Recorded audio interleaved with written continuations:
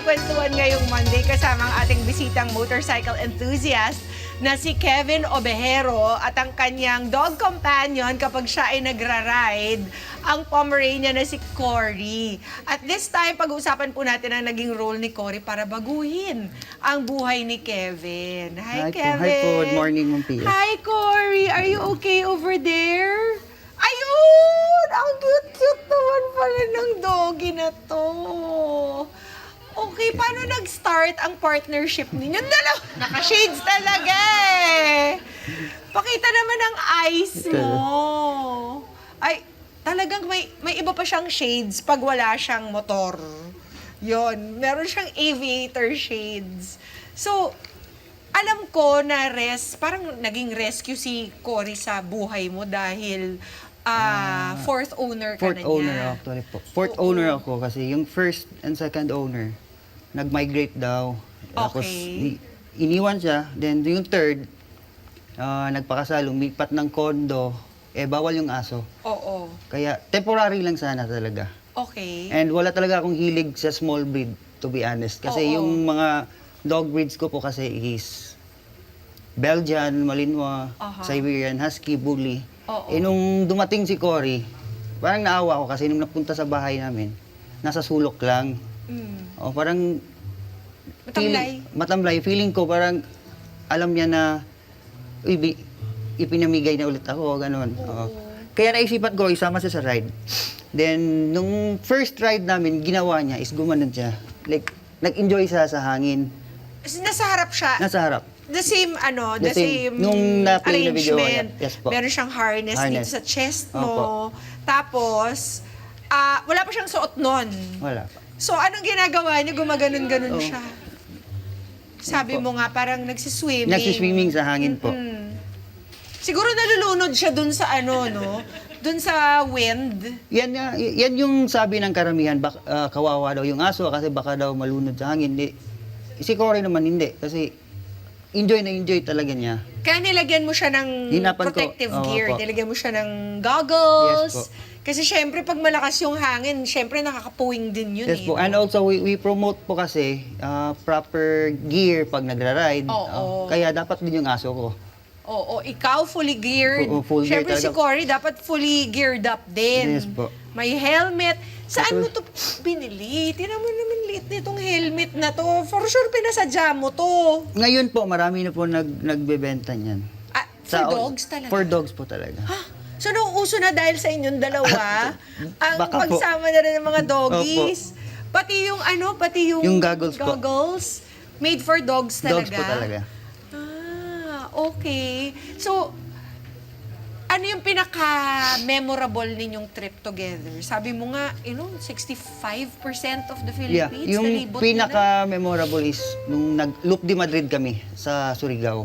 Okay. I mean, memorable siya kasi natawa ako kasi while riding na-accident kami ni Cory. Yung kasama ko, nagtaka ba't daw tagal ko. May nangyari. Nung dumating na ako, ang kinamusta, kamusta yung aso? Kamusta si Cory? Walang kumusta sa akin. Aray ko. Pero, kamusta naman kayo? Okay. Okay naman kayo noon. Naka-full gear naman po. Oo. Laki talaga ng tulong Yes na po. meron ng full gear. Pero, why bring Cory, Kevin? Kasi, the reason why I bring Cory with me always, kasi, the thought na fourth owner ako, ayoko na siyang dogs kasi yung iba tingin sa aso like animal lang talaga. No? Like sa akin, I see Cory as someone special na naging mas maganda yung takbo ng recovery ko simula nung dumating siya. And call me crazy, I talk to Cory po. Like I think kinakausap ko marami namang nakaka-relate Apo. dyan. Talagang kinakausap ang mga pets. And I see Cory as my guardian Doggy. Oo po. Parang you believe na Yeah.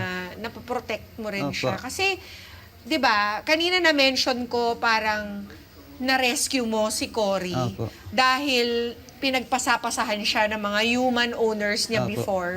Pero in a way, parang ni-rescue ka rin niya eh, no? Yes po. Yes po. Di ba? Opo. Meron kang mga ilang taon sa buhay mo na talagang problematic ka. Oh, yes. Diba?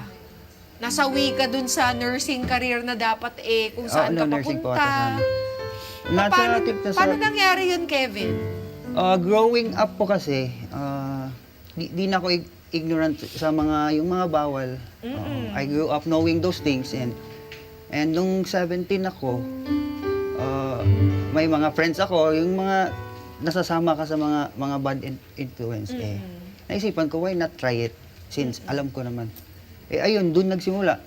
Hanggang sa naging hardcore na ako, Nalulung ka talaga sa masamang bisyo. di ko na tinuloy yung nursing ko kasi at first, I never liked nursing talaga. I mean, kaya ko naman yung subjects.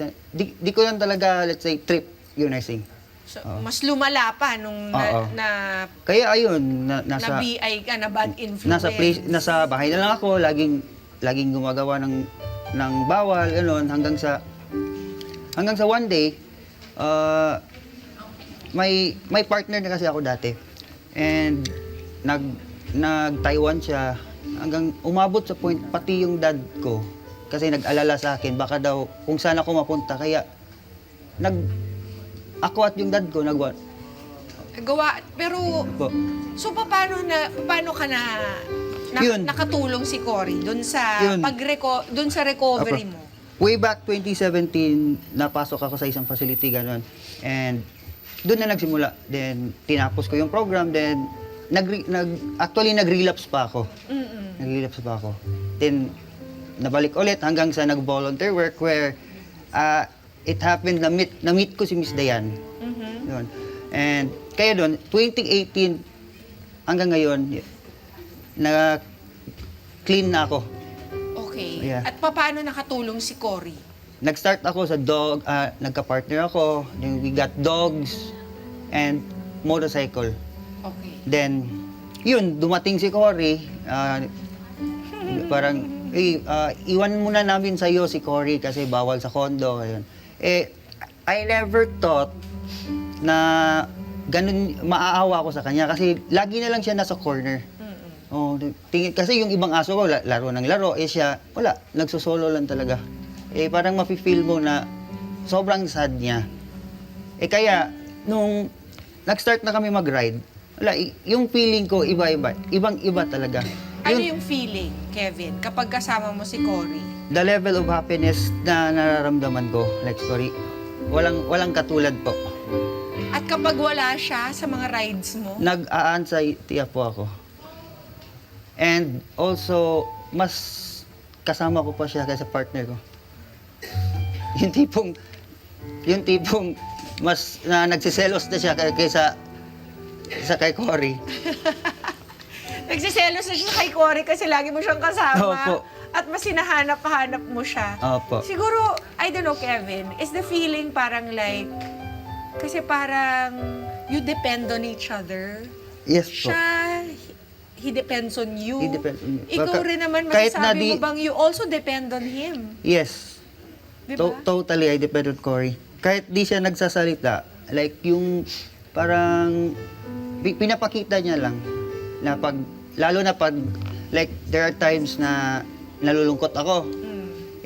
Si Cory kasi, yung ibang dogs lalapit sa'yo kasi i-comfort. Kasi Cory iba. Like, andito siya, tapos alam niyang sad ako, titingnan ka lang niya. Yan lang. Pero alam niya, sad ka. Cory up. Sige. Sad ka ba? Or antok? Actually, parang pagod pa kasi kahapon, may event kaming pinuntahan. Oo. Oo. Tapos dami-daming nagpa-picture sa kanya. Oh, talagang celeb na. Pero, Kevin, can you walk me through it kapag nagre-ride kayo? Paano? Humihinto ka ba every Yun. hour, Kwento ko. 2 hours? At first, ginawa ko short ride. Short ride, let's say, 5 km. Okay. Hinto kami, binababa ko si Cory, binabaklas ko lahat, pinapaihi ko, pinapapoop ko. Oo. Then sakay ulit, then another 5 or 10 km, hinto for 2 months, ganun. Hanggang naging routine niya na kahit we're riding for like 5 hours or let's say 6, di siya iihi. na-train na niya sa kanyang Alam sarili niya kung na alam niya na kailangan niya maghintay. Mag-antay siya, ibababa ko siya. Mm-mm. Eh, paano ang kain? Yung kain niya is morning. Bago kayo umalis? Yes po. Pero may baon ka rin na snacks? Oo po, nagbabaon ako. Oo. Lalo na treats, dog treats.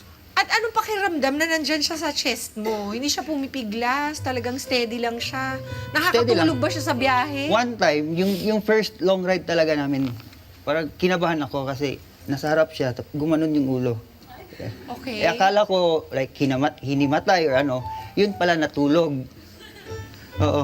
Hanggang sa ngayon, like, pag long ride talaga, wala, gising na siya all the way. Like, ini-enjoy din niya. Eh kaya pala siya inaantok.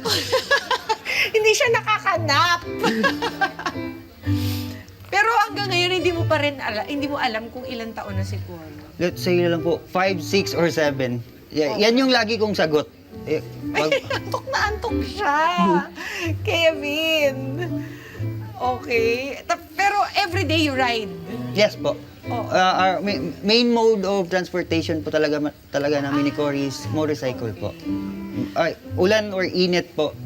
At Motor saka di talaga. ba sabi nila yung mga pets, yung mga aso, ayaw nila na iiwan talaga ng owners nila kasi hindi nila alam kung babalik ka Oo, pa. opo. So talagang nakaka-anxious din para sa kanila. Para sa kanila. Makita Kasi kang nga, umalis. Yung 1 hour daw ng dog, pag iniwan mo, para daw 1 day na yun para sa kanila. Oo. Kaya pala mga kada natin talagang makikita mo, bit-bit talaga ang mga Bit-bit. pets nila everywhere they go. Then yung struggle din po namin is, like, pag kumakain ka sa restaurant, Oo. ganun, oh. Kaya, nagpunta ako ng psychia, kasi since recovering ako, so, like, nag-diagnose ako na may, like, anxiety and depression. So, naging service pet dog / emotional support dog ko siya.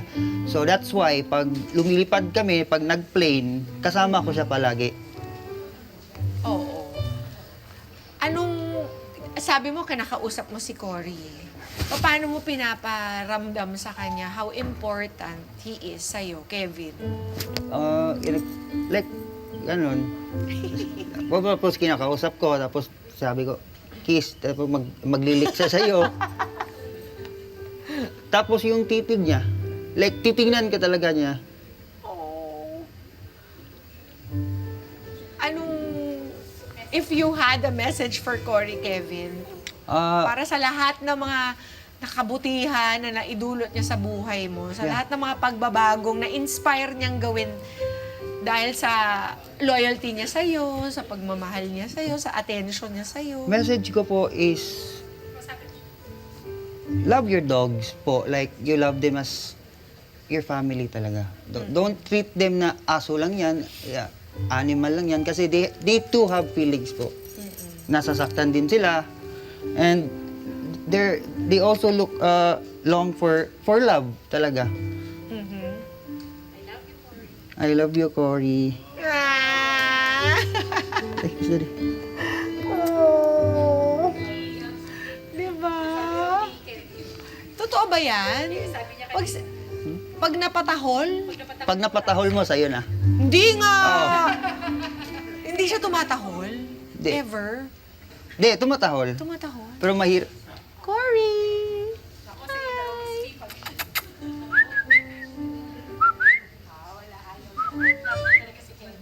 Hi! Come here. Come. Come, baby. Come. Smell.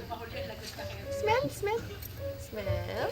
Good boy, Good boy, Cory. Ay! Bina. Who's that? Ay! Who's that, Cory? Cory? Who is it? Who's that? Sa'yo na, sa'yo na. Who's that? Ayan. Nagising siya doon Nagising. Pero, nako, kahit tumahol pa siya, Kevin, hindi ko magagawin na kunin siya sa'yo. Knowing how much you depend on each Yeah, I other, depend. how much you love each other. Anong pinaka-treat? Anong pinaka-favorite niyang treat? French fries. French fries! Pero no salt. No salt. Oo, No salt. bawal, Salt. no? No salt. So, paano nilulutuan mo siya? Like, pag bumibili ako pag nag-order, kinukunan ko ng salt, like binababad ko muna sa tubig, gano'n. Malambot na French fries. Hindi, like babad lang ng ilang seconds, din pinapakain ko agad sa kanya. Mga Kanet 25, this is Pia Guanyamago. For more Kada Umaga updates, please click the subscribe button and follow us on Net25 social media pages at Net25 TV and at Net25 Entertainment Facebook page. See you guys. Bye!